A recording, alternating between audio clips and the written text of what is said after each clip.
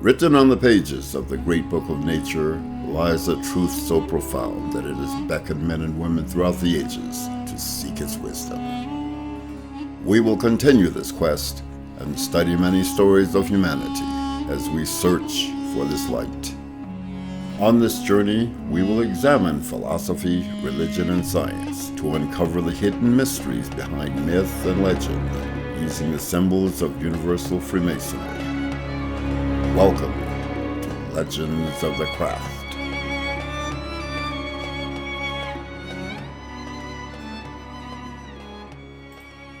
Welcome back to Legends of the Craft, and we are continuing from our last episode, which was the mystery of time, how time was perceived in the ancient mysteries, how it's perceived in Freemasonry. And this will be a 4-part series. Today we will be discussing the root races, and in the following 2 episodes, the Orphic Theogony, and then the Hindu Yugas.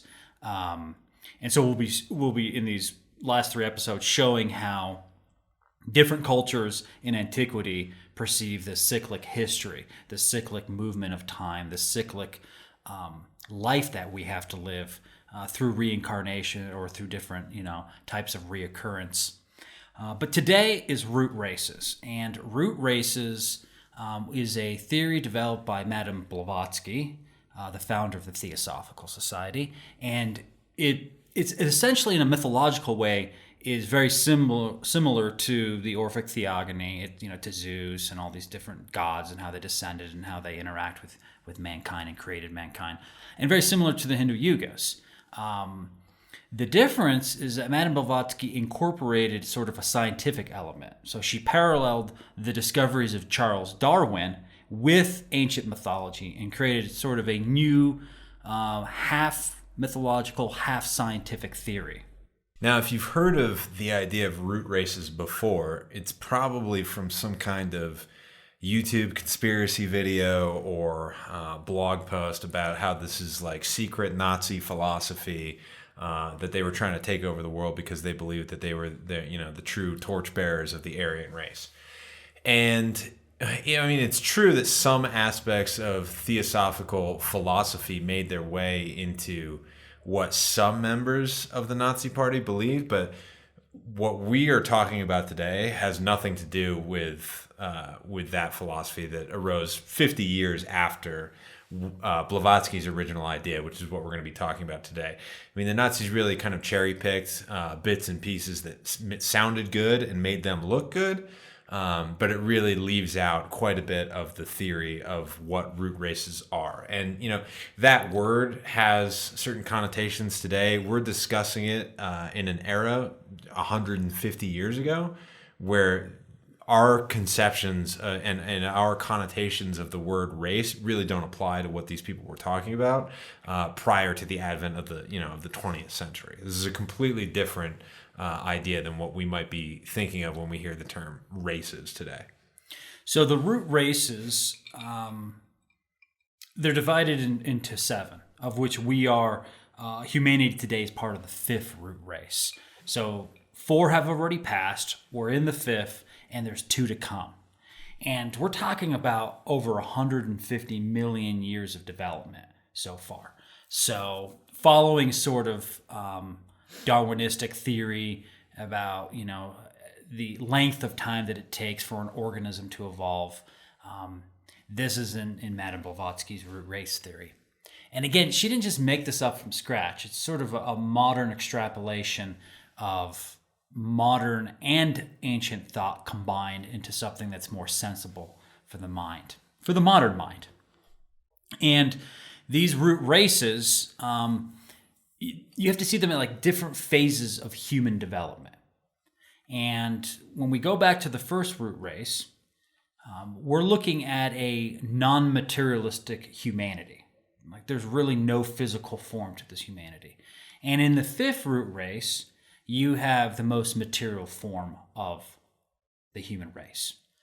And it's called the U-curve theory. So from the 1st to the 5th race, humanity's devolving.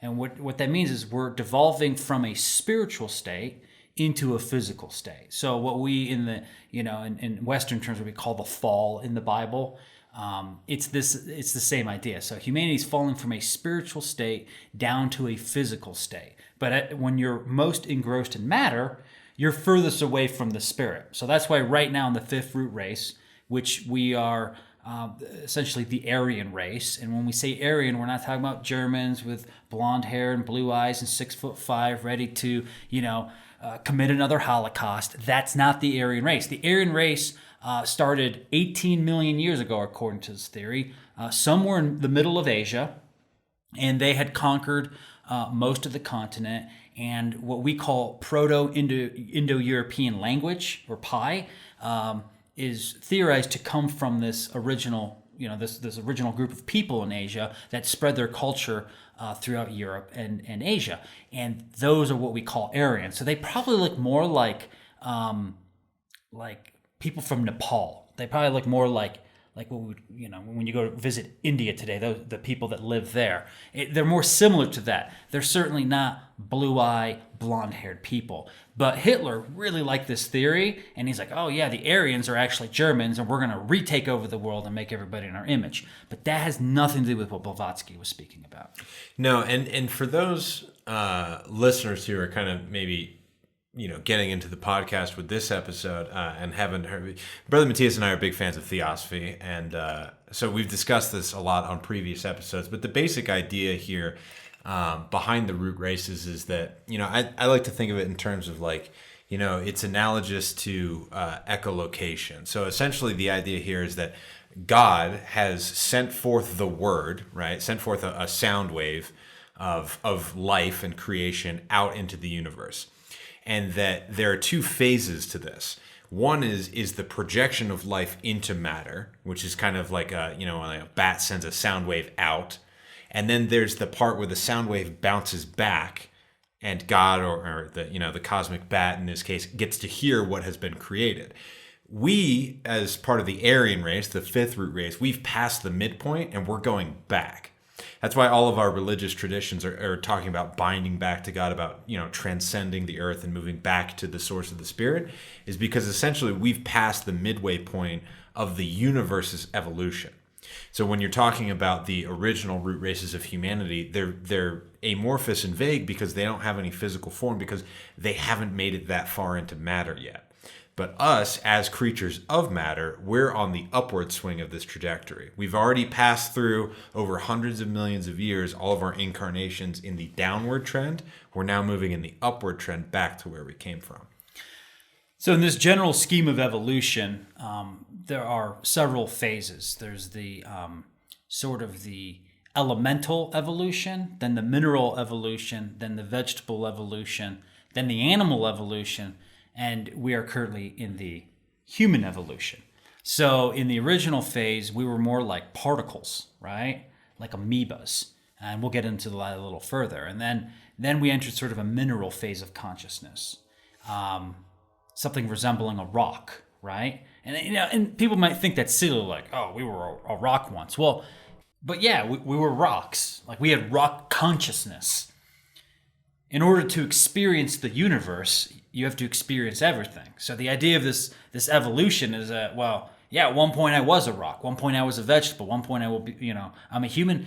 And in the future, I'm going to go to even higher states of understanding, to consciousness. So, it's not silly to think that at one point my consciousness was so dumbed down and so basic that it was equivalent to a rock. So I think there's two things about the Theosophical view on evolution that are different from what we would than how we understand like Darwinistic evolution in the modern time. The first is that the Theosophists are dealing with more than just human evolution. So Darwin's kind of like ideas about speciation, right, are dealing with kind of the material world as we see it. But the Theosophists believe that like the purpose of the universe is the creation and evolution of life forms. And that like while we might be at the apex now as human beings, that physical forms come and go to manifest different kinds of consciousness in the universe. The other thing that's different is that they're reckoning with spans of time millions of years longer than what we conceive of now. I think like and I'm not very good on my evolutionary biology, but as far as I understand it, like modern science believes that human evolution stretches back like 200,000 years, that human beings as we would recognize them have been around. Theosophists go back millions of years. They say that not only like human beings, but like civilizations were on the earth millions of years ago. Yeah, so if going into Charles Darwin, Blavatsky had a lot of negative things to say about him. And the reason is that she viewed the origin of species that he wrote, the theory of evolution, Darwinism, as not entirely wrong, but mostly wrong, because it was too narrow. It only focused on the physical evolution, the material evolution of a body, of an organism, of an entity. And that's all that Darwin was looking at. But of course, it's science, right? That's all they can look at, is the material. So Blavatsky's theory basically has three levels of evolution. There's the physical, which Darwinism does do a very good job of looking at that. But then there's the intellect or the mind, and then there's spiritual evolution, which is the highest. And in Blavatsky's view, it was spiritual evolution that dictated the other two. The mental evolution, or the evolution of the mind, and the physical evolution. But there are three different levels here that are evolving, and that the physical body is but a container or a vessel for the other two, and therefore its adaptation is not just because of a volcano erupted, or because the seasons change, or there was a drought, or whatever would make the physical form adapt. It's the fact that as the mind and the spirit of humanity expanded, so must the vehicle, the body, expand in order to be able to express these other two levels of evolution. And in that way, I think it's kind of a very beautiful metaphysical view of evolution, not necessarily negating Darwinism, but saying, yeah, it's great, but it's incomplete. There's other things we can be looking at, and unfortunately, science will not allow us to look at it. Therefore, the secret doctrine, the secret doctrine that she wrote, literally, it's a synthesis of philosophy, religion, and science. That's what she called it. So she thought by looking at religion and philosophy, it could help explain why physical evolution happens. That the mechanism just isn't arbitrary and random. It's not just, the survival of the fittest. Again, it's not a volcano or a drought or whatever. It's the fact that as we evolve to higher levels of consciousness, the physical must adapt to house that. Well, and to this idea that that random mutation and chance is what generates forms of consciousness in the world would have been something kind of very foreign to especially Blavatsky and the early Theosophists, because, as far as I understand it, their whole position here was, and this actually leads into a question for you, Brother Matthias, but their whole idea was that this process is being conducted as part of a discernible will in evolution, that God as a consciousness has directed this to happen, and that we are, with free will and chance as a part of this, we are kind of fulfilling a plan or a cosmic form that has to be played out before the universe can come to an end. And so my question for you is where does Blavatsky say that she gets this information? Because at some point, if you go back far enough, it's not she's not saying necessarily that this is reasoned out by deduction, but that this comes from ancient traditions that were handed down from us by those who know more than us. So there's kind of three parts to this. She claims to have entered Tibet, I think sometime in 1868, and she found what she calls the Trans-Himalayan Brotherhood. It's a school of adepts in Tibet, practicing some form of Tibetan Buddhism, and that within their care, there's a document called the Book of Zion, which was written in an ancient language called Senzar. So she wrote down the stanzas, brought them back to the West, and the secret doctrine is essentially a commentary on these stanzas that were translated by these Tibetan Buddhists, these adepts up in Tibet for her, and that it's an ancient history of the world, which kind of parallels the Vedas, the Bible, and all the ancient traditions of the world.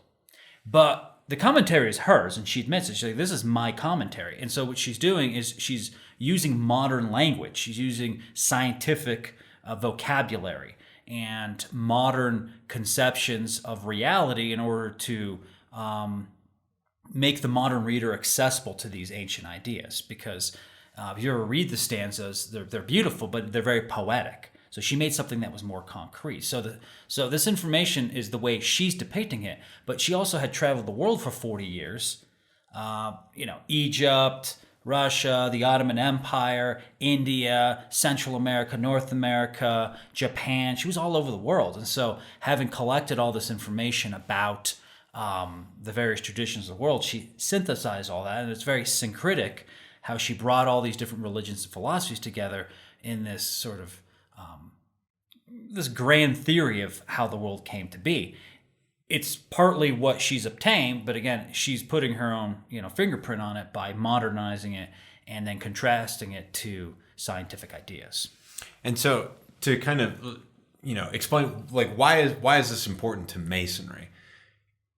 It's in our branch of Masonry. It's our belief that Masonry is a continuation of a tradition that observes, discerns, and cooperates with this will and evolution. That the idea is that basically, like, human beings can come into contact with and understand to a certain degree this plan for evolution and cooperate with it. That essentially that Masonic ritual and initiation basically puts people into this current or this river of evolution and speeds the entire process along. Annie Besant, or Annie Besant, however you like to say her name, but she's the one that created our form of Masonry. We can call it Theosophical Masonry, not because it's an appendage of the Theosophical Society, but because Theosophy in its kind of core way, meaning the search for God wisdom, because it's Theo, and Sophia, and it's God wisdom, right? It's God knowledge, right?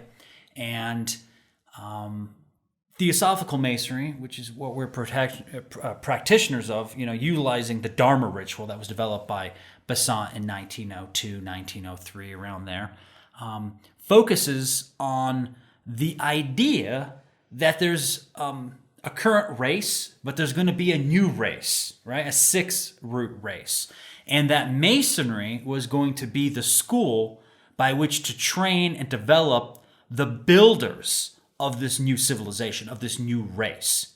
Again, this all sounds a little foreign in the 21st century, but at this time, everyone is talking about race and the idea that we need to perfect our race, that, elements of motherhood have to be perfected. The idea is, the way what we eat and what we do and how we think, we're developing a new race. And Masonry believes the same thing. And this is not just some sort of idea infused by the Theosophists into Masonry, particularly Co-Masonry, but if you read Albert Pike, if you read Albert Mackey, if you read all these great Masonic writers of the 19th century, they're all talking about how Masonry is going to build a new civilization, okay? And that's why in this episode, we're talking about root races, but we could be talking about different vernacular depending on the different traditions, but it's all the same. It's the idea that there have been different periods in human history, and we are entering another one. I mean, in Christianity, this is called dispensationalism, right? This idea that humanity goes through different dispensations, and we're arriving towards the end of that, which is going to be the end of a cycle. Again, going back to the mystery of time, this is a cycle, right? And so in Blavatsky's root race theory, there are 7 root races. But when you get to the end of it, you begin again. But we're going to begin again on another planet. Now, for a lot of Christians, like let's say Mormons, they believe that this whole, you're actually going to become a god and get your own planet, right? But the cycle begins again. So this is everywhere. We're just talking about a particular version of it, which in my opinion is a very simplistic and direct way to talk about it. Well, and the other thing to remember too is that, like, at the time that this idea is being developed, so I think you were generous in the way that Blavatsky thought about Darwin. This idea stands in pretty vehement opposition to the kind of like materialistic view of evolution, and so there was kind of like a battle for control over how this new race or this new civilization would be shaped. And I think what you see in the 20th century is that ideas of materialistic eugenics kind of win out, and that's what everybody becomes infatuated with until the catastrophe of the Second World War. But like Darwin's ideas through his cousin Francis Galton lead directly into eugenics. And so like the kind of like the trend or the God, what is the word that I'm looking for? The thing at the time was essentially like scientific materialism. The Victorian like hype was around scientific materialism, and they took Darwin's ideas of evolution and they applied that into what we would now call social Darwinism, which led directly into the pseudoscience of eugenics. And so basically the Theosophists saw that this idea was going down a very materialistic path, right? That it would lead to this kind of like obsession with matter. They believed that as human beings at this particular point in our evolution, it was our job to move away from involvement in matter. They wanted us to evolve out of our connections to the material world. Yeah, because remember, we're in that U-curve theory, Exactly. right? So we're at the bottom of the U. Going up. Yeah, and maybe we quite haven't hit the bottom. Maybe we have, but it's right now. So we to get out of the predicaments that humanity are in, we must leave matter, right, and move towards the spirit. So here's where we get into some really kooky theosophical ideas that I personally, I love these ideas. So they basically thought that there was a force in the world that they called the Black Lodge, that there was this force that was trying to drag humanity down further into matter. That our ultimate destiny, our mission, so to speak, is to return out of matter back to spirit. But that there's this force on earth that derives its power from subjecting humanity into more and more materialistic iterations and incarnations. So they saw the kind of like Galtonite eugenicists as trying to drag humanity back down into matter, whereas their idea was to elevate them out of this material involvement into a more spiritual conception of evolution. I have no doubt that if Blavatsky or her followers had been around during the Second World War, that they would have viewed the Nazis as agents of the Black Lodge. Or they use the term the Dugpas, which is a Tibetan Buddhist term. There's no doubt, because the Nazis destroyed religion. They kept some of that occultism for themselves, but they were essentially, Masonry was stamped out of Germany and the German Empire, Rosicrucianism, all occultism was destroyed, right? It was extinguished from the empire. Why? Because they are materialists. So there's no doubt that Blavatsky would have let them say, like, these people are agents of material involution. And the only way out of our predicament is to move away from matter and its involvement. And she was certainly against capitalism, industrialization, all these things that she viewed as just pulling us, back into the ground. Remember, we were talking about telluric forces in our last episode. Materialism is a telluric force, and therefore Nazism, and really like any totalitarian regimes, they end up destroying religion around them. Why? Because they're materialistic. They don't believe in the human soul. They don't believe in God. They're atheists. Mm-hmm. Well, and that was the tide of the time. So Blavatsky lived through the era of the destruction of the kind of traditional monarchies of Europe. And I know it's become fashionable in our time to kind of look back at that era as an age of these kind of degenerate aristocrats that were just stepping on the faces of these poor downtrodden peasants who, never got given a chance in life, and that these people were just having these kind of like orgiastic displays of wealth and opulence at the expense of everybody else around them.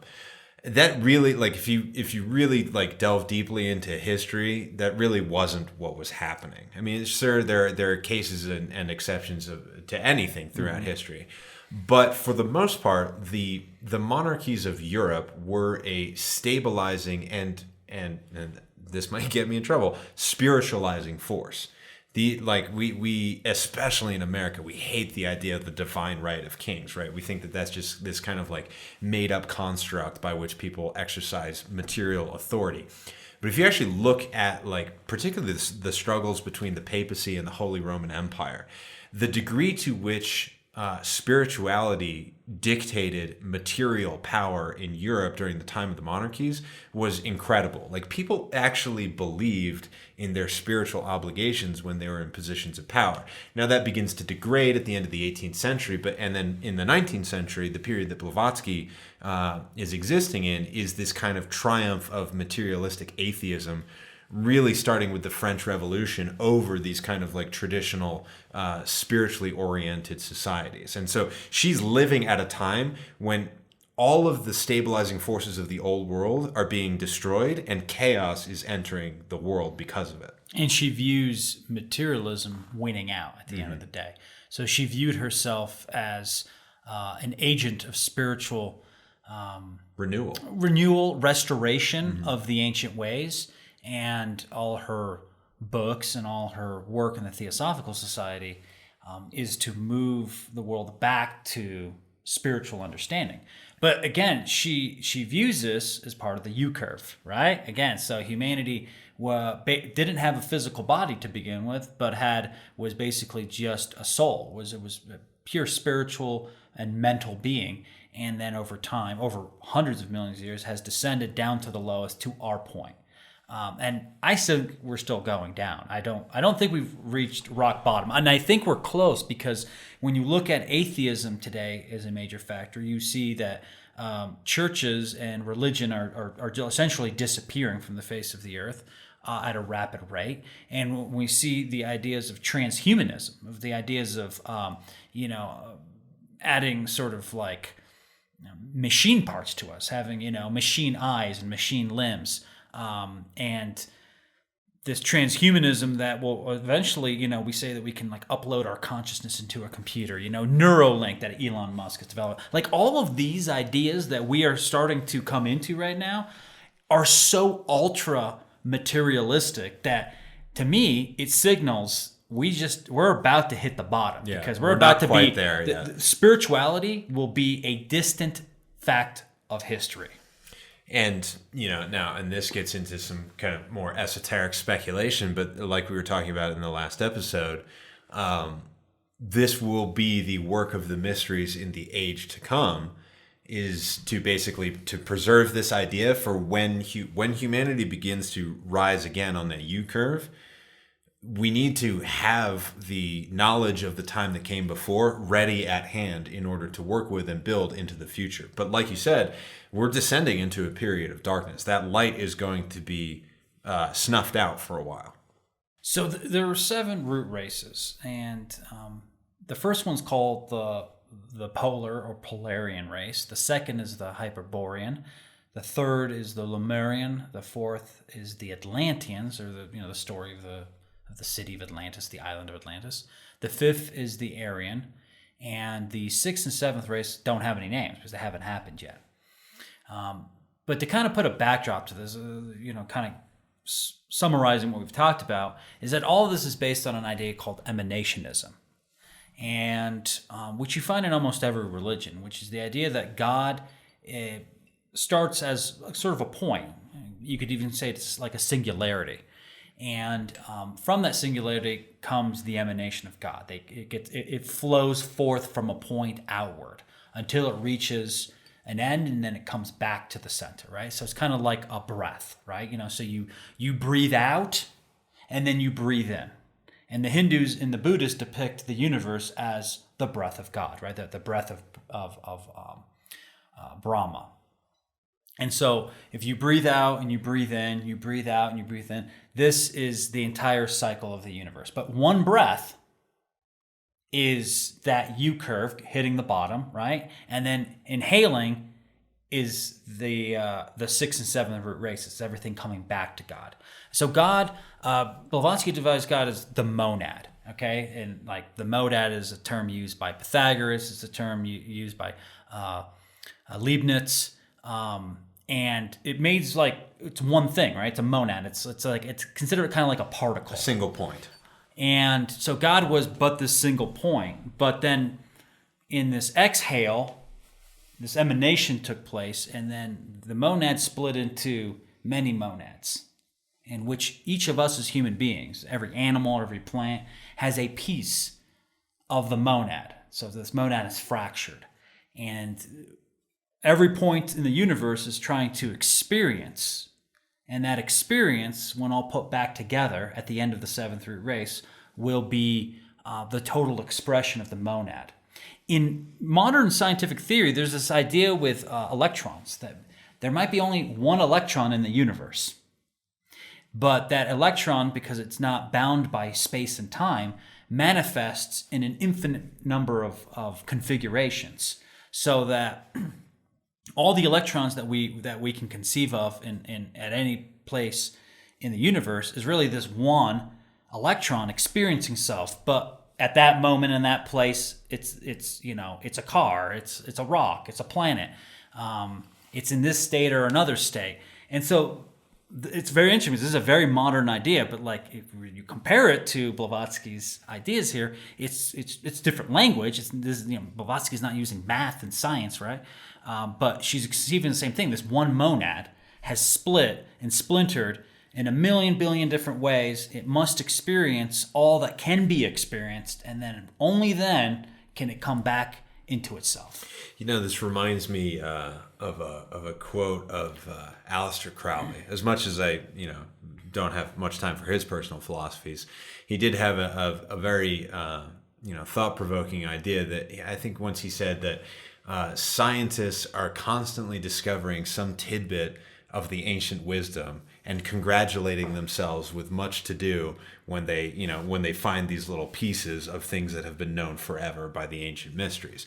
And I think this was Blavatsky's argument in confronting Darwinism and the prevailing materialism of the age, that these things are part of a constant tradition. Right. And truly, I think her work was to try to bridge this gap and heal this self-inflicted wound that we have, kind of taken upon ourselves of this divide between spirituality and science. Like Theosophy was conceived as a spiritual science. It was supposed to be the reblending of these two opposites, but we have become, it's a symptom of this involvement in matter that we've become infatuated with our most modern discoveries without contextualizing them in the proper broader aspect of history, that these are things that have always been known, when we are just remembering, these aren't discoveries that we're making. And so this gets into another idea that between the problem with discussing original theosophical ideas is that our conceptions of them are somewhat polluted by the New Age way in which they have been interpreted in the latter half of the 20th century.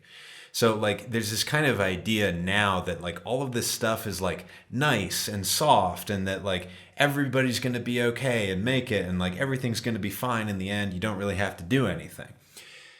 Blavatsky's transitions between these races were always accompanied by cataclysm, absolute catastrophe and that sets humanity back in its evolution.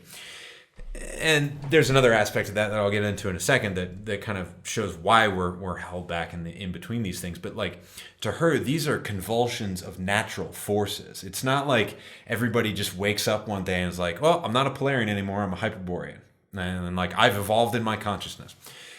The people the human beings that are incarnated at the time, they have to live and they have to die, and the world has to be cleansed by disaster and reborn. These are cosmic movements. It's not we're all just one day going to wake up and it's going to be the sixth root race and we're all going to be happy. No, there's a lot of calamity and catastrophe and learning that goes along with this. Now, for her, because of reincarnation, this isn't so much of a big deal because we all have to go through all these stages. Just living and dying is what humans do. Mm-hmm. But the idea that is also too, at the end of these races, so I'm thinking of the Atlanteans in specific, that the Black Lodge and the White Lodge, the good and the evil forces that incarnate on Earth, are kind of locked in this struggle that repeats eternally, and that their struggle brings about the catastrophe at the end of the age or of the race and brings the world anew into this new revelation, but that the souls from each side of this battle are reincarnated in the next race, and they continue their struggle as they move upwards. And we can see this parallel to what you're talking about in different religions. We'll take Judeo-Christianism. for example. So when we look at the Bible, emanationism is right there at the beginning in the book of Genesis, right? The 7 days of creation. It's literally the emanation of God coming out and creating the planet, right? Well, creating light and darkness, the sun, the moon, the planet. Then it creates the vegetable and the animal, and eventually man, and then splits man into man and woman. Like that whole story of Genesis is emanationism. Well, and then what happens at the end of the revelation of the New Testament? We have the apocryphal apocalypse, where 7 seals of man have to be opened before the final ending of the world can come about. It's that same structure that's outlined in Genesis with the 7 days of creation is mirrored in the unlocking of the 7 seals, which are these 7 root races that man has to go through. Yeah. So like in the Bible, in the book of Revelation. The first 4 seals that you're talking about are the 4 horsemen of the apocalypse, right? And then at the 5th, I think it's called, the word or wrath of God. That's the cries of the martyrs will come forth, and that's because we're at the very bottom.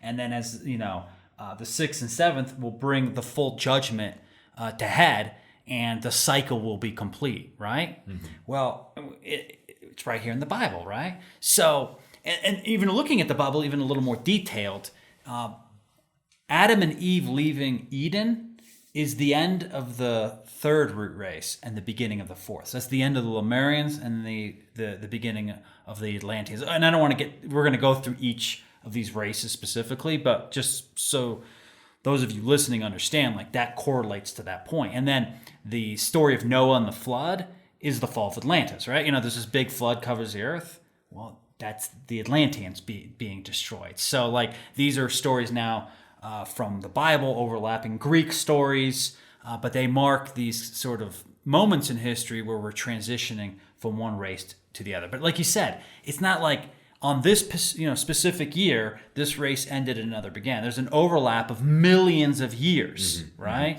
Well, and the other thing too, and at some point we should go one to through 7 here and describe this, but like there's this other idea that there are some souls from previous races on Earth at the same time as other root races. So like during these periods of transition, there's intermingling. Like the world is never just one thing. There are just like in the idea that we have talked about in other episodes, this idea that there are different grades of spiritual evolution. I think when we talked about the adepts, when we were talking about Leadbeater a couple episodes ago, we got into this idea that, just because there is evolution, it doesn't mean that everyone's at the same point. And this is another idea that Blavatsky and the Theosophists differed from Darwin on, is that like not everybody's the same at every exact moment. There are differing levels of evolution, and that everybody's moving in the same direction, but that in the times of transition, which we're still in between the Atlanteans and the Aryans, that there is a mix on the earth at any given time. And on top of that, we need to realize that Blavatsky's still a human being, and she's still a byproduct of her time. So in some of her writings, referencing what you just talked about, Brother Axel, she refers to certain people, like usually like Native American tribes, or certain tribes like in Oceania as being like Lemurian holdouts, right? And she was basically equating the inferiority of their culture in comparison, between quotes, to Western civilization, and saying that these are basically leftovers from a previous age, and that they're more savage in nature, right? Those are the parts I think we have to sort of discard, because in any given time when you're reading any sort of theory, these sort of biases appear in people's writings. And when people in 100 years look at what we're talking about and writing about today, particularly ourselves or everybody on the planet, they're going to look at us as like we're idiots. Mm-hmm. We're just talking about nonsense, right? Because they will be at a different level of consciousness, and then when they look back, they won't even be able to fathom why we believe what we do, right? No, and this is true of like any information that we put out now is cursed to fall under the scorn of our future descendants, just as we look back at our ancients now with this kind of like derisiveness. But the point of doing all of this is to try to understand that they were human beings just like us that had thoughts, and that they believed the things they believed for reasons, not just because they were mean or stupid. The other interesting idea of the root race theory is the idea of the development of senses. So Blavatsky, following suit with science, which I don't know if this was the case in the 19th century, but it definitely has been part of the research of the 20th century, which is that at different periods of evolutionary history, new senses were developed. Originally I believe it was touch, and then it was taste. Then it was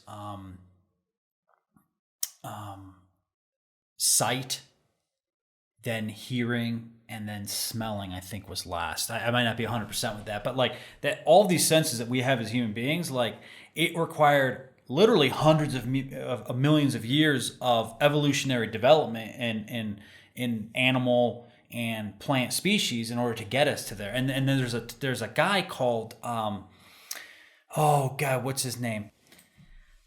Ernest Haeckel, who's a German embryologist. And he comes up with this really interesting theory that if you look at the embryo and its development within the womb in the mother, that like it goes through different phases where it shows our evolutionary history. And at one point it's a mammal, and then it's amphibious in nature, and so forth and so forth. And that's why certain human beings today sometimes are born with like a tail still, or webbed fingers. Because it's left over from when we were essentially fish. So Blavatsky took this idea of embryology and showed that through the development of the root races, we have the development of different senses, which means there is a sixth and seventh sense that still has not been developed, latent. And she believed that these sixth and seventh senses were the sixth sense was essentially telepathy, and that the seventh was a perfect clairvoyancy.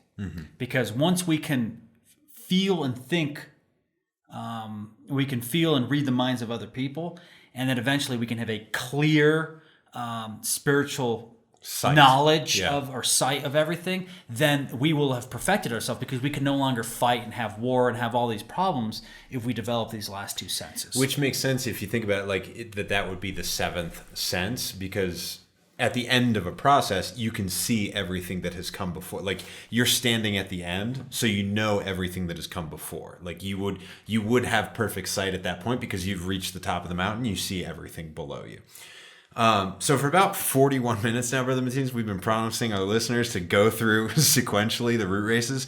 Why don't you tell us about the Polarians and what shape and kind of stage of consciousness this was attempting to express? So the first root race, by the way, they can be called epochs as well. Epochs, excuse me. So this is the first epoch, or the first root race. When we say they're the Polarians or the polar people, that's not what they call themselves, because this first root race didn't have a body like ours. They were essentially like single cell amoebas floating in the ocean. So that at that point, the planet was just one big ocean, and there was these cells just floating around. But they were cells like the size of a room. And they were massive, and they just kind of float around. But they didn't have the five senses. They only had touch. They could touch each other. They were basically beings of pure spirit, right? And there was no war, conflict, or division. They didn't even realize that they had been separated from the whole. Now, where did they come from? Well, the way Blavatsky describes it from the stanzas of Zen from this book she supposedly or allegedly found in Tibet, is that there was the lords of the moon, or the lunar lords, and the lords of the flame, or the solar lords. That kind of goes back to our last episode, right? And that these lords descended down and they created the Polarians. This is kind of where different, like these alien theory, humanity was created by alien theory people get their ideas. But she's not saying they're aliens. These are spiritual, evolved beings that descend to the earth and try to create the first human being. There's a great movie that I would recommend to all of our listeners. I think you've seen it, Prometheus. You ever seen I've that? never seen that. Actually. Oh, you should watch it. Isn't that part of the Aliens? It's in the Aliens universe, but you really just watch like the first 5 minutes, because it had. So basically the idea is that the universe is populated by these like 10-foot tall, like translucent alien creatures that dissolve themselves on a planet, and then from their dissolved cells, like life springs up.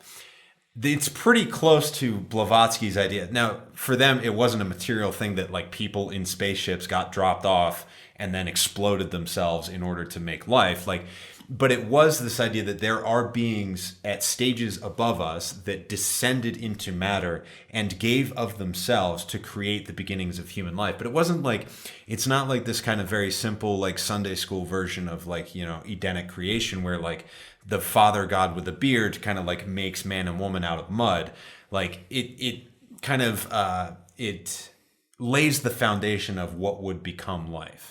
And so, like you said too, like the Polarians aren't really even in the world, so to speak. They're kind of half in, half out. They're phasing in and out. They're not really in what we would call like material reality yet. And we're also talking about like a billion years ago. Like this is a very, very long time ago. And correct me if I'm wrong, but does not each stage get shorter as they like it takes less time to complete? So the first root race or the first epoch was extremely long. And then the next one's slightly shorter. And right now, ours is still millions of years from ending. Well, but it's interesting too, because, and so I know we should move on to the Hyperboreans, but I'm going to go on a little tangent here too. There's this, several philosophers of the 20th century have pointed this idea out that like time seems to be accelerating. Right, that the rate of change, as the rate of technological change, for example, gets faster, our perception of the speed of which we live gets faster and faster, and that eventually, and that there are smaller subcycles within each larger cycle in the Theosophical view. So, like right now, we're in a cycle of acceleration. Like things are changing at such a rate, and the way that we experience life is by marking different periods of change. As those periods of change get shorter, we seem like we're living faster. Well, that's the trap of materialism, and she talks about this in her writings. So the faster our technology develops, the faster we're involving ourselves in matter. And though we think that's a great thing, that's actually a bad thing. That's a sign that we haven't stopped and we're not moving upward. We're still descending into matter. So the deeper we get into science and to material technological advancements, those inventions are going to get quicker and quicker and quicker and quicker because they're leading us towards our own destruction. And we will, when we move from the fifth to the sixth root race, we will essentially be on the point of self-destruction as an entire species. I was going to make a point about the Butlerian Jihad, but we should talk about the Hyperboreans instead. No. I mean, the Polarians, there's a few more things that I think that are interesting about the Polarians, which is, so there's these single cell sort of amoebas floating around the oceans. And the theory of the root race is also, it's kind of a history and theory of sex. All right. So there are no female cells or male cells. These are like androgynous. It's beyond androgynous. It's kind of a unitary system. It's kind of like what are those trees in California that are all connected? The redwoods? The redwoods, right. So, they've discovered that all the redwoods are connected underneath by a root system, right? Mm-hmm. Well, these single cells were all sort of connected spiritually with one another. So we're talking about billions of these cells on the planet floating around in the oceans, but they're essentially a web or one being. They're all sort of connected. So that's why there was no individuality. They don't have a mind. They couldn't think. They can't see. They can't taste. They can barely even perceive because, again, they're barely perceiving. They're phasing. They're not even in the world yet. That doesn't barely. That doesn't come until the next root race. So, again, is this a metaphor she's talking about? Yes, it's a metaphor, but I think it's also true because when we look at evolutionary theory, what do we see? That life began as what? Single-celled organisms in the oceans. Exactly. So she's correlating that to the beginning of the development of humanity. And the reason she says they're spiritual, they're not really self-aware, but they're spiritual in the sense that they are connected to the monad. Mm-hmm. They're more connected to the monad, more connected to the source than any other point in this cycle. Until we get to the seventh. Now, I think, after I think it's 150 million years, we start to see the beginning of the Hyperboreans. And the Hyperboreans are mentioned by a lot of different groups, like the Greeks mentioned the Hyperboreans.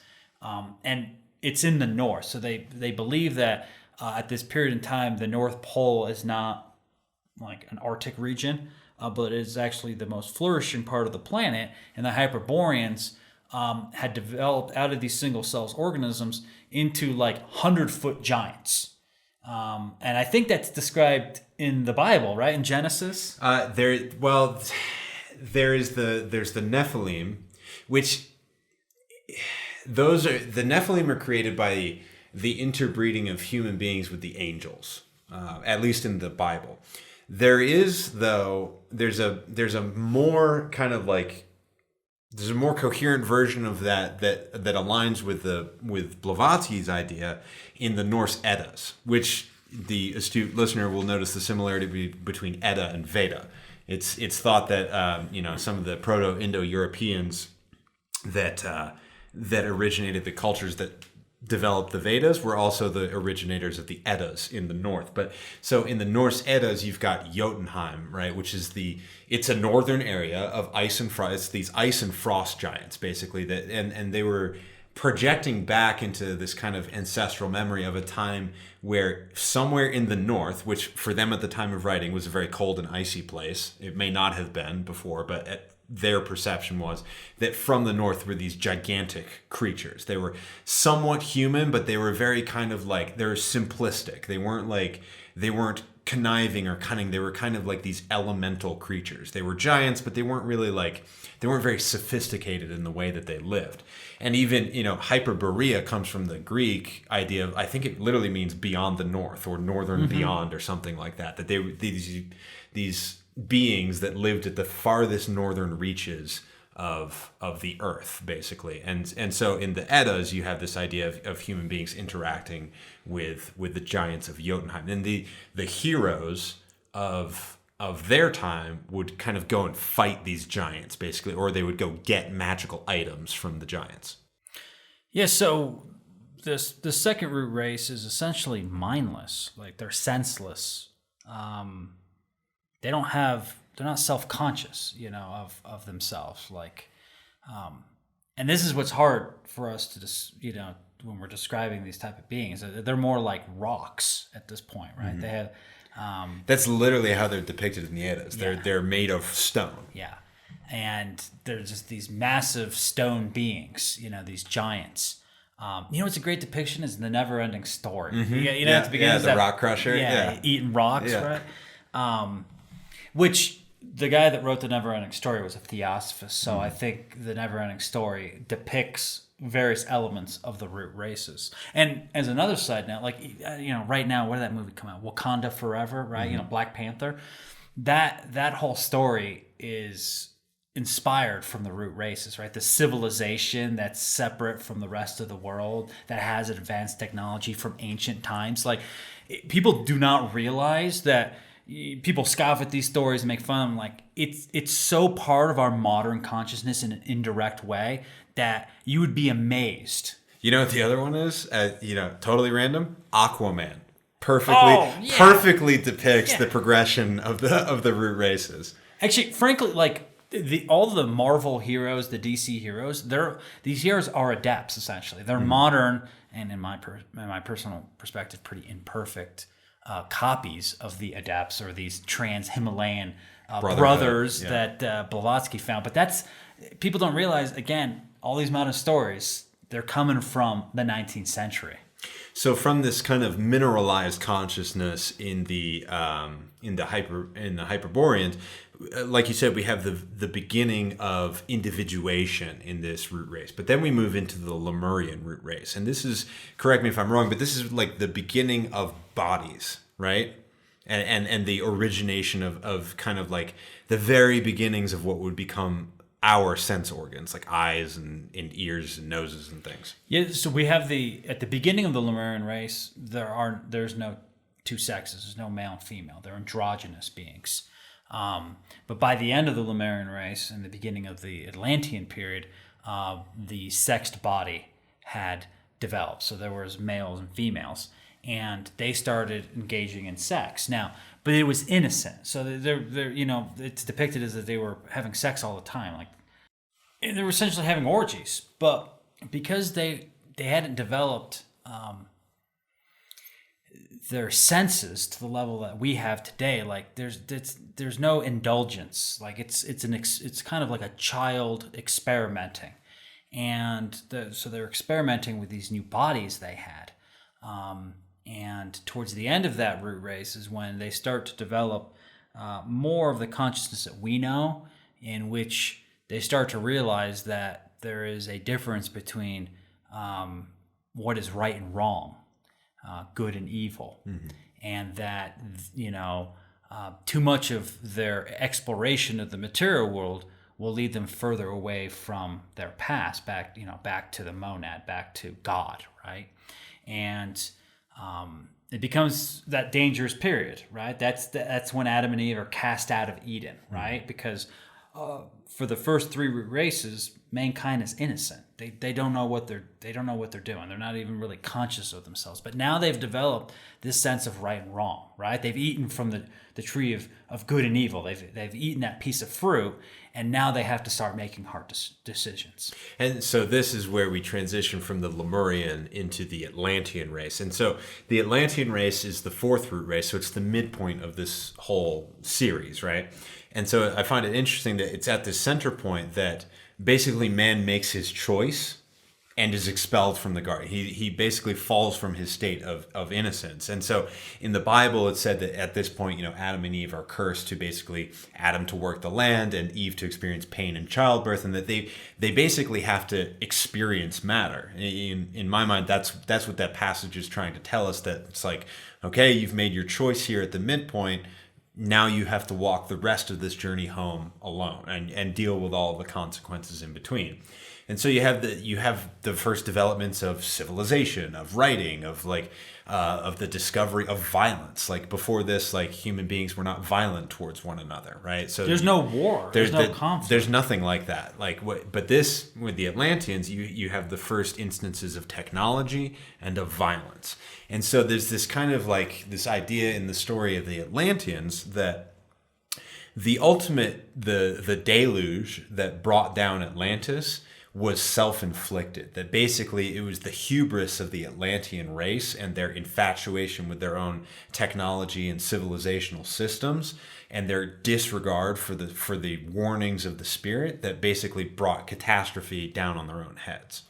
Yeah, because with the Lemurians, they don't have 2 eyes at the beginning. They have one eye that, what we call the pineal gland was a spiritual eye.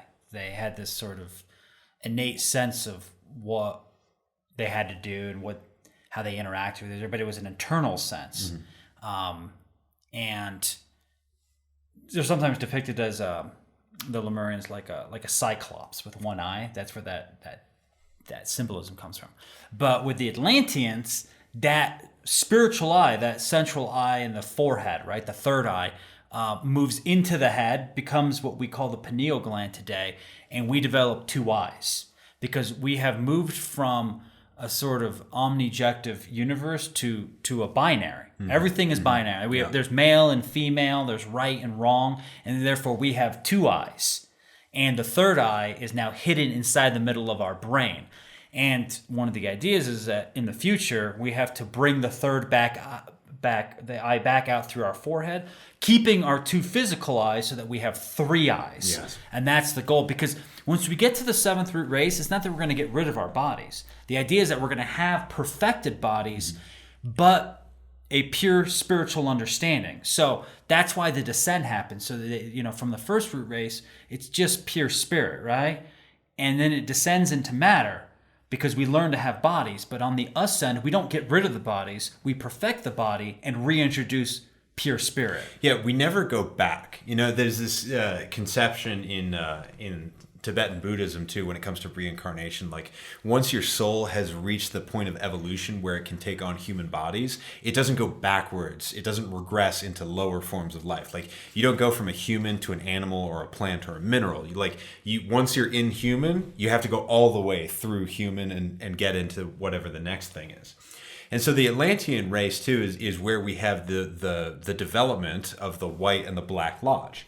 So like what we think of as the ancient mysteries really does originate in the fourth root race. It's the first time that we have schools of wisdom, right? Like before that, we just like when we were Lemurians, there was no need for it. Like you said, we had this kind of internal connection where everybody kind of just knew what God wanted them to do. It was a spiritual instinct. That's a good way to put it. Yeah, their spiritual intuition was the guiding force of their life. So in the Atlantean epoch, we have the externalization of all of this. This is the point at which writing and symbolism and architecture and all of these kind of like external manifestations of what was before internally known basically come into the world.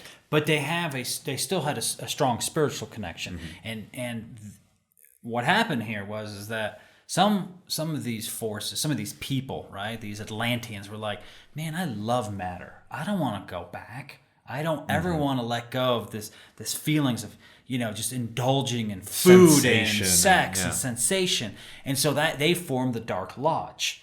And here's where George Lucas steals from Theosophy, because the Sith are essentially the Dugpas. They're the Black Lodge. They're materialists. They can't conceive of a spiritual perfection, and therefore they don't want to let go. They don't want to die, because this world is all we have, and you have to conquer, you have to have power, you need to feel, and nobody should put any limitations on you. And the Jedi are essentially the White Lodge, which is the idea of like, no, we will live after death, we will return to the Father, and we have to do that by negating materiality. So the other interesting evolution of the fourth root race is in its language. And this has been going on since the third root race. So the third root race, the Lemurians, they have this kind of like monosyllabic, like intoned grunting that kind of like that's how they communicate concepts. Because again, these are, that's not, I'm not crapping on them when I say that. It's just that they have a much more developed telepathic sense. They don't need to verbally communicate with one another.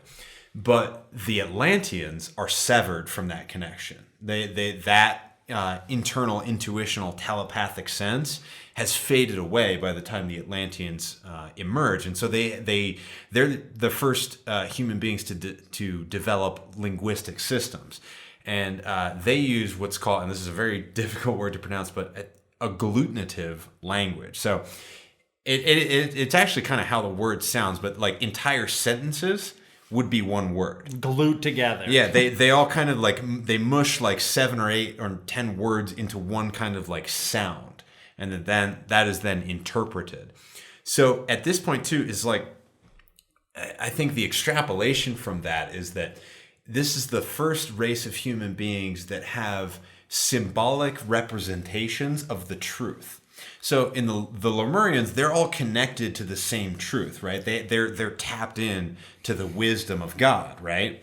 The Atlanteans are the first ones that have to kind of express that for themselves. So what I think is really interesting here, and what kind of leads to this division between good and evil among human beings, is that you have the introduction of lying, of manipulating truth. And so these people that become involved in matter, they start manipulating reality to reflect their desires as opposed to what actually is. So you have this first division between truth and falsehood. And I think that's what informs the foundation of these first schools of wisdom. You've got right and left-hand paths that are based on this idea of discovering and expressing truth and expressing whatever you want or your will on the left-hand path. So let me add another layer to that. So when we're looking at the root races, like the first root race didn't think. The second race didn't really think. The third root race started to think in a very like simplistic way. But it wasn't until the fourth root race, or the Atlanteans, that they were aware of themselves. And as such, here comes the confusion. Am I God?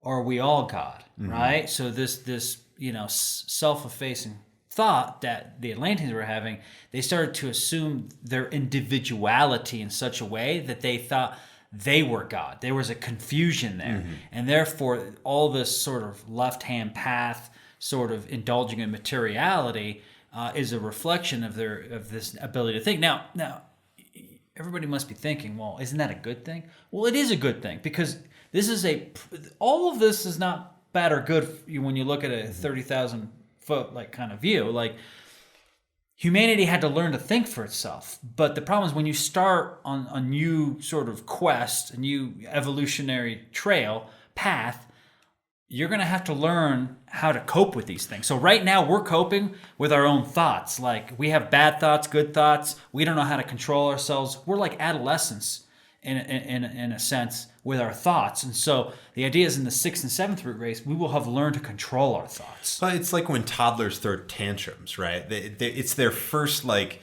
grappling with the idea that they are separate from their parents and that they could have like, that's a great analogy. that like separate wants or desires from their parent. They all of a sudden they want something other than what their parents wants, and they kind of just freak out and flip out, right? And they cause a scene because like they're developing thought. They're not there yet. Like, and it's not like, obviously, like we don't tolerate tantrums in adults, but it's something that it's a phase that all children pass through because like that's what happens when you develop the ability to think for yourself. So it's the same with the Atlanteans. They're kind of like, they're the first ones to like reach out and grapple with matter, and they discover they can do all these cool things.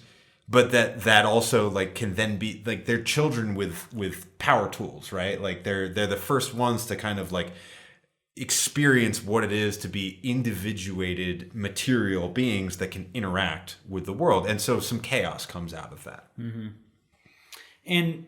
But in the midst of this is still the truth, held on from the first root race. This direct link back to the monad, this intuition, this spiritual instinct, if we want to call it that. And this is the birth of the mysteries, right? So Atlantis falls, right? And it falls because of its own design. Like the Black Lodge and the White Lodge fight, and they destroy themselves. Like where we are today as humanity, we could kill ourselves with nuclear weapons, right? Mm-hmm. We could destroy the environment to the point that we can't sustain ourselves on this planet. That's what happened back in the Atlantean period. They had these superior abilities. They still had magical powers, right? It hadn't faded yet. And so they destroyed themselves. And so what we call the mystery schools is what survived from the fall of Atlantis. Mm-hmm. So when we look at the Egyptian mysteries, the Greek mysteries, the Chinese mysteries, the Hindu mysteries, etc., these are all what's left over from that time where there was truth. And that's why it's so important that we don't give up on these mystery rites, because they still have the breadcrumbs of what was the perennial truth, the universal religion, before the Atlanteans became so involved in matter that they destroyed themselves. Well, and two, as part of that tradition, there is this idea, you'll find this in every religion, and it's certainly present in Theosophy, that throughout the ages there have been either highly evolved human beings, think like Enoch, right, who's translated out of existence at the end of his life, who had a very strong connection with the divine, but also angels that appear to men at various times and tell them of things to come, that basically God, like a parent, is kind of shepherding us through this experience. Like, we have to learn these lessons for ourselves, but occasionally helping hands can be given. So, for example, in the Old Testament, there's the story of Noah and the flood, right? So Noah is visited by an angel in his dreams and is shown this, this prophetic warning of what is to come, that he has been chosen as an emissary, essentially, to be shown, like, you're at the end of a cycle, and if you don't want all of this to be washed away, then you need to do something. And so he, and actually, like, it's my opinion that this story is talking about the end of the Atlantean age, of the Atlantean epoch that was destroyed 100%. by a flood, right? And you find this story literally in every religious group and every story on every continent, that there was either a person or a group of people that were forewarned by a divine entity of a coming flood, and that they were to prepare some remnant of civilization to carry it into the next age. And I think this happens at every turning of the age, that some group is essentially prepared to take whatever achievements of that age have been gained into the next age, so that humanity doesn't start from zero every time. Because, again, God, as a loving parent, wants us to grow and not, perish on the earth. So here we are in the 5th root race. And by the way, we didn't say this at the beginning because it can get complicated, but each root race has 7 sub-races. So the reason we call ourselves the Aryans is not that the whole root race is Aryan, is that that's, I believe, the 6th sub-race of the 5th root race. But we don't want to complicate, by getting into this, because people like Rudolf Steiner and Blavatsky and other people have like mapped out all the sub-races and who they were in history. I don't take much of that into consideration, because this is a better idea applied as sort of a theoretical framework for evolution and mythology. But as such, we're getting towards the 6th root race, and each, like you're saying, this sort of cataclysm that happens between root races, they can be seen as a trial of initiation, right? So each race, after having gone through a period of evolving, must be tried and proved. Mm-hmm. And that's where Masonry comes in. So we're going to spend this latter part of the episode talking about what does it got to do with Masonry, other than that Annie Besant believed, that we're going to be building this 6th root race. Well, as much as I believe that's true, we can see evidence of this in Masonry. And I think there's a lot of little things that can be tied into this, but the first that comes to mind is Jacob's ladder, right? This ladder, which is presented in the 1st degree tracing board, ascending from the altar up into the heavens to the star of initiation, which is a 7-pointed star, to me is a symbol of the 7 root races. So there's supposed to be 7 rungs on the ladder, and it ends at a 7-pointed star. So I believe the ladder represents the 7 root races, and we're stepping up each rung. And when we get to the 7th rung, we will enter into the light of the star of initiation, which is interesting because there's a sun and there's a moon on the tracing board, but in the middle, this is other light, the 7-pointed star. And I think that is the star of initiation. That's when we have come to the end of this entire cycle, this mystery of time. Mm-hmm. Yeah. So that 7-pointed star it's us merging with God. Right, that we have created in ourselves each arm of that 7-pointed star, and so in Masonic symbolism, God is represented in His universe in a Masonic lodge with a 6-pointed star, right? But the star of initiation is a 7-pointed star. Basically, us completing the 7 rounds of this process by fulfilling the mission of each root race, we actually evolve God too. God doesn't do this just for fun. This isn't just because He's bored in an empty cosmos of nothingness. It's He also has to move to the next stage. That's why I think that in the Blue Lodge, He's represented as a 6-pointed star. But once this process is fulfilled and we merge back into, whence we came, we have all together collectively added to God Himself, and that He has fulfilled His purpose. And then we'll begin this process again until He becomes an 8-pointed star, a 9-pointed star, and so on and so forth.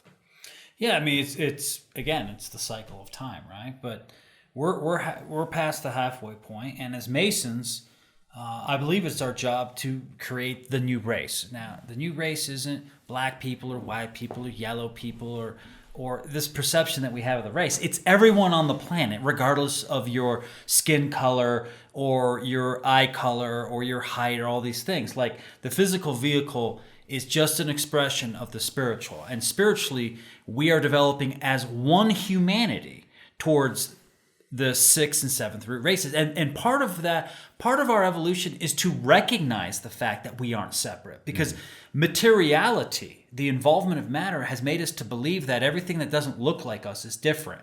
And so we start categorizing everything. That's science does that. Materiality does that. We start creating names for everything, where we separate everything. That's part of the linguistic part of the evolution you were talking about.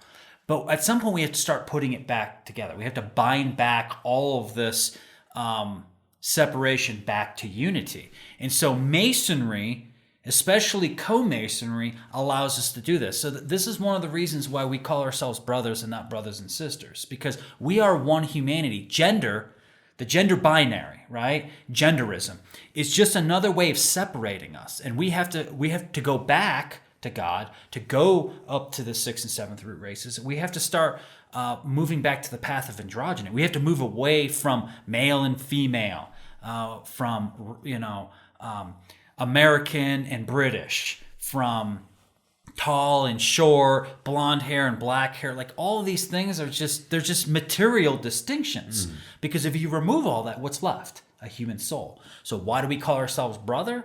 Well, because we are all brothers in humanity. And this is another reason why in Co-Masonry we wear a uniform that is unisex, right? Because we all dress the same, we call ourselves the same thing. These patterns that we do are to start developing the minds of co-masons into the template of the sixth root race. We are beginning this work now. All the other organizations on the planet are dividing us even further and further and further and further apart. Intersectionality, all these different groups now that are advocating for different rights for different peoples. That's not the right direction. It's not wrong what they're doing because they're doing it for the right reason, but it's the wrong methodology. We need to stop looking at distinction. It's very interesting that it's a very symptomatic understanding of the problem. That there's this idea that people have been treated differently throughout history, and that has to be redressed by continuing to treat people differently, without understanding that the fundamental root of the problem is that people have been treated differently. Now, obviously, there are differences between human beings, but this is the point that Masonry tries to make, that behind all of that, these petty material forms, is a religion upon which all men can agree, right? That there is a single truth pervading through all these systems and through all these forms, from age to age, from race to race, from epoch to epoch, that is ultimately our original home and source, and the aspiration to which we should direct our progress. Now, my question to you, Brother Matthias, is then, if this is the case, do you believe that in this root race or those to come, do you think everybody has to be initiated? No, I don't think so. I think if you look at Blavatsky's writings, she basically states there's always a group of people that bring about the new age, about the new consciousness, the movement between the sub-races. So Masonry, at least in Annie Besant, which was the successor to Blavatsky, she believed we're building the new race. That's our job as Masons. Not everyone needs to be Masons, but we are creating this consciousness that will then spread from our Masonic lodges into society and change the world. So we as Masons have to start thinking in a way that when I meet a person, I'm like, he's black, she's white, she's annoying, he's great. Like every time we put these labels and these distinctions, all we're doing is separating. We must return to the unity. We have to start, when you meet a person, you're like, this person is me and I am that person. Mm-hmm. The way we do it in Lodge. That's why in Lodge, we have such specific language. We have such specific ways that we interact that, like, when we're talking about the Right Worshipful Master, that's not a person. That's an idea. Mm-hmm. The Senior Warden's an idea, right? That's strength. And the Junior Warden is beauty, right? So when we start seeing that people are representing different ideas and that these ideas are really inside of us, then we will transform the world. But where does it start? Does it start in our schools? No. Is it going to start with laws in the government? No. It starts with organizations that still practice the mysteries. And many of those that do practice the mysteries are falling away because they're subject to the modern, this modern materiality that's just putting labels to everything so that, you don't get called out. So there's an idea that I think encapsulates what you're talking about in the mystic charge of the first degree of the Dharma ritual. And it's this idea that as newly initiated Masons, you have been welcomed into the work of building universal religion. So it's been said forever and repeated ad nauseum that Masonry is not a religion. Right? We're not a religious organization. We're just a bunch of bros hanging out making good men better. Nothing could be further from the truth for me.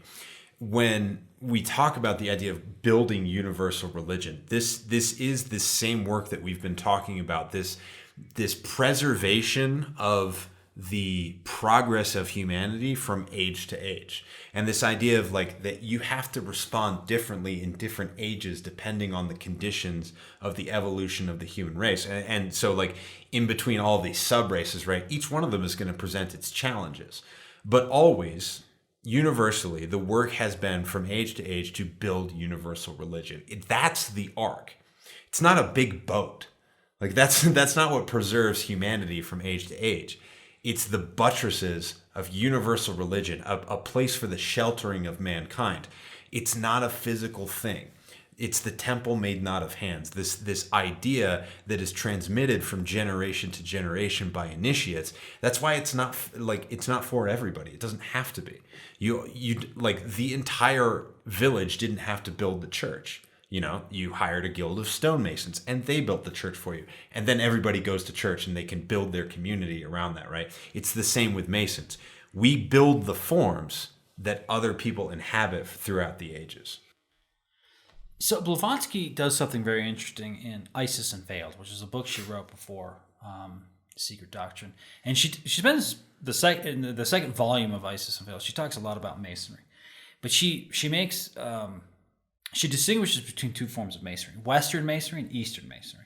So Western Masonry, she thinks, is this shallow, empty vessel, which essentially all the modern Grand Lodges that have no idea what they're doing, but they come from a noble place.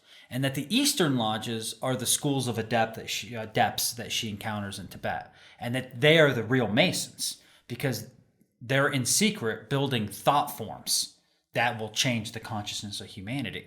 And she believed that there would be a time that Western Masonry would kind of like be restored to the Eastern ways.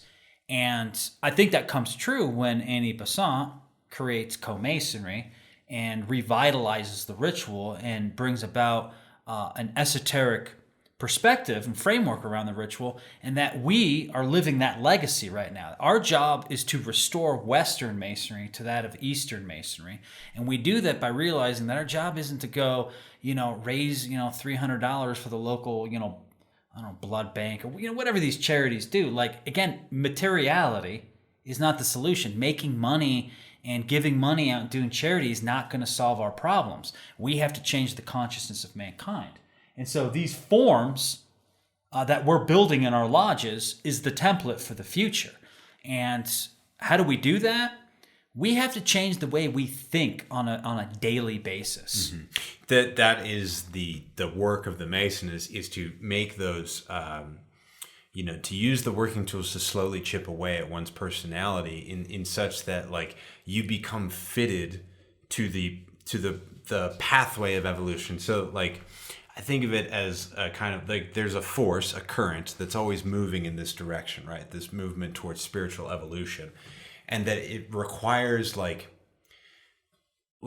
it's leading through portals of a certain shape. And you have to make yourself that shape in order to pass through. Or perhaps like you could think of it like a net or a strainer that a massive amount of water is passing through, right? And it's trying to strain out all those things that are unsuitable for the next stage. Mm-hmm. Well, you have to shape yourself to pass through that net or that mesh. And so in Masonry, I think what we're doing is shaping ourselves. Like we have this metaphor that of the rough and perfect ashlars, right? That we are a knobbly, out of shape stone that doesn't fit properly into the temple, and that by basically shaping ourselves, we can essentially pass through this veil into the next and continue to follow the river of evolution as it leads us back to our source. But I think that's why we are very specific who we allow in our lodges, because that's that shifting process, right? We're trying to find gold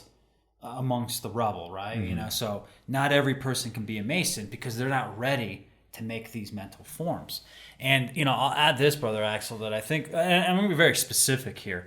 Our job as Masons is to develop the sixth sense, which is telepathy. So I think the entire Masonic workings is to develop that sixth sense. You might ask why? Well, when you're sitting in lodge and you can't have your cell phone, and if you're in a lodge that you have cell phones, it's not a real lodge, and you're sitting there and you're focusing and you're supposed to be, intaking all the work that's going on, the ritual, you're supposed to feel one with the master, one with the candidate. We're developing telepathy. We're starting to anticipate what's going to happen next. Well, yeah, of course, because it's a formula, it's a ritual. We know what's going to happen next. But once you start going through that ritual over and over and over again, you start to anticipate in the outer world what's going to happen next. You start to be able to, what people are going to do. You're going to feel what they're doing. You're going to think what they're doing, because we're trained and lodged to do that in this repeated formula called the Masonic ceremony, right? And so by sitting there, being silent, being away from all distractions, from your cell phone, from your computer, from stupid conversations, from social media, from all those things, you're there in the silence of the universe. You're anticipating what's going to happen next. And eventually you take that power of anticipation, that power of sensing what's going on into the outer world, where you start sensing what people at work are doing or what your family's doing. I mean, I think anybody here that's been married for 20 years or more, you just start to know what the other person's doing. And I know all these scientific therapists, psychology people are going to tell us that, it's just some kind of thing in our mind that we start to realize the patterns in other people. It is that, but it's more than that. I think we start to get in tune with the people around us. And when you get in tune with them, you know what they're going to do. And eventually I think that's going to lead us to be able to actually pick up the thoughts of other people. If thoughts are a real thing, and they have to be because they're coming out of the brain, why can't I perceive those somehow? So we haven't developed that sense yet, but we're going to do it by going through the ritual repeatedly.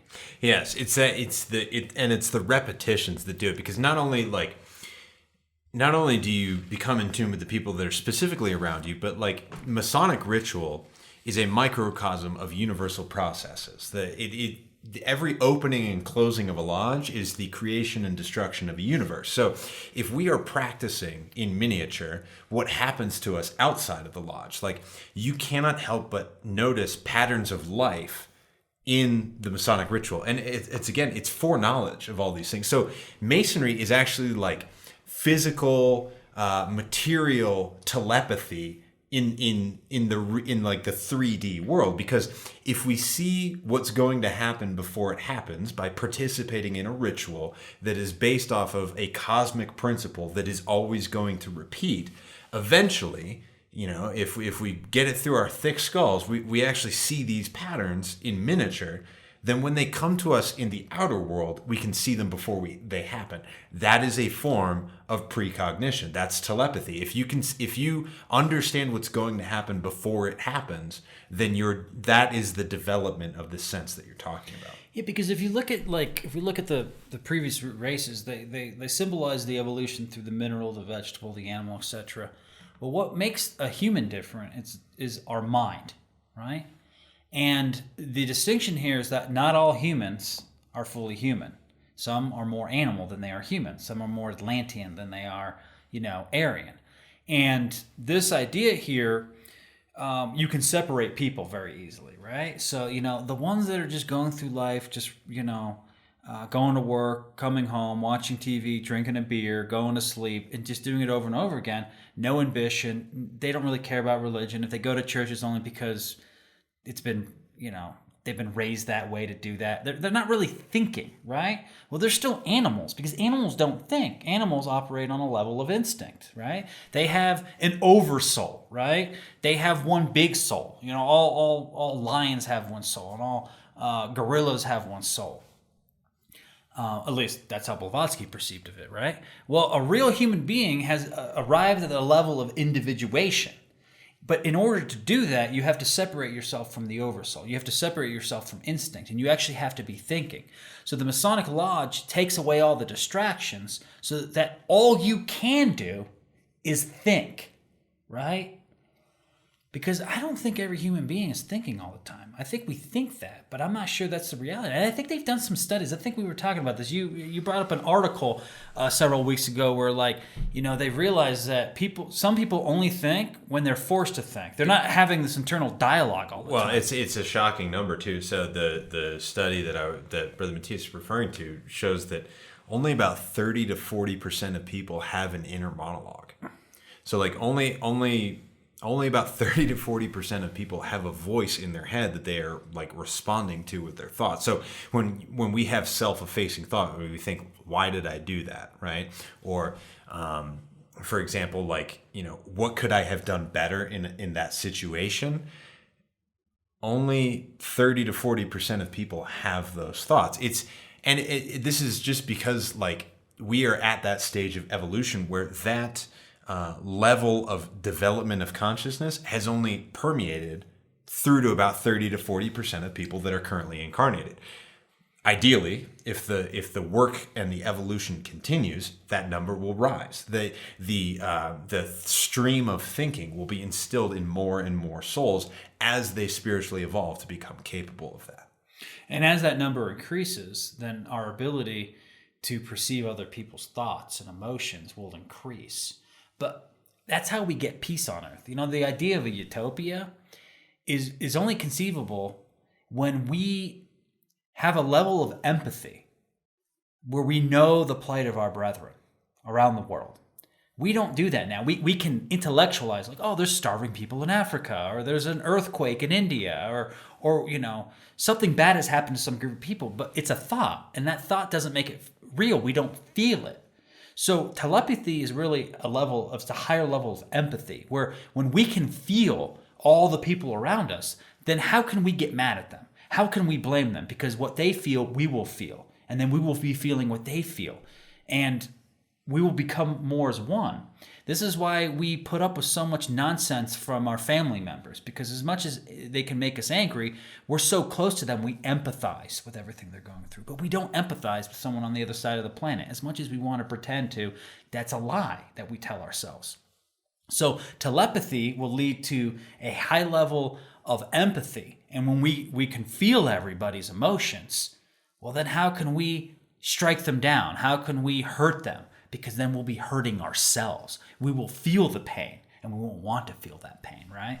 No, and that is the work of Masonry. When we say that we believe in the fatherhood of God and the brotherhood of man, it's that expansion of the human family that we're talking about. But again, this has to be done as people are ready for it. We can't just go out and declare that this is the case. I mean, we can say that in Masonic ritual and in our philosophy and our writings, we can assert that this is true.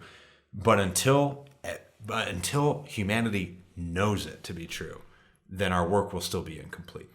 The Masonic Lodge does one critical function. It strips us of our individuality. When you go into a Masonic Lodge, you're no longer a man, you're no longer Axel, you're no longer a manager, you're no longer a father. All those labels, all those titles that you've accumulated through your life, they disappear. You're just a brother, right? And when we strip ourselves of our individuality, those things that we think make up our being, then we are open to the universe. But when we think, oh, well, I'm a father, and I'm a computer programmer, and I'm this and I'm that, those things, I think, they confuse us. Because when we die, all those things disappear, right? What's left? It's just our soul journeying onward, right? And so the Lodge returns us to the womb of the universe every time we go, strips us of all these outer layers of our material being, and allows us to connect with one another at a higher level. Thank you for listening to Legends of the Craft.